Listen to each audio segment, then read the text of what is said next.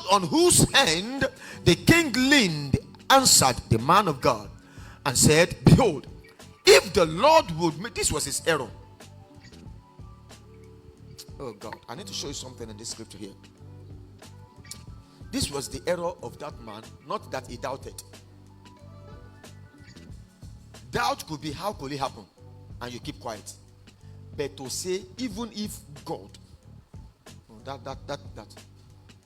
Somebody can, I could give you a word, I could say something to you and say, hey, can you own shake? This thing. But you will not say, even if God were then that is the problem. That one, he has passed boundary.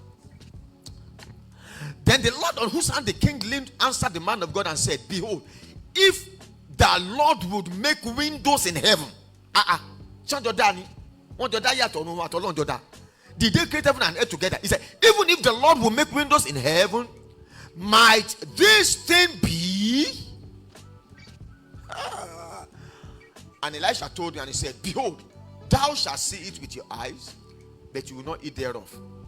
Why would people doubt that prophecy? Because of the degree of their suffering, because of the magnitude and the level at which famine had consumed that land. So if somebody doubted this word, the person could be termed as technically correct or physically correct to doubt, because you didn't say next year when rain will have fallen and farmers will have tried to plant. Are you with me, somebody here? When farmers will have planted and we'll be talking about harvest in 1 year, you are saying tomorrow, who, where, how?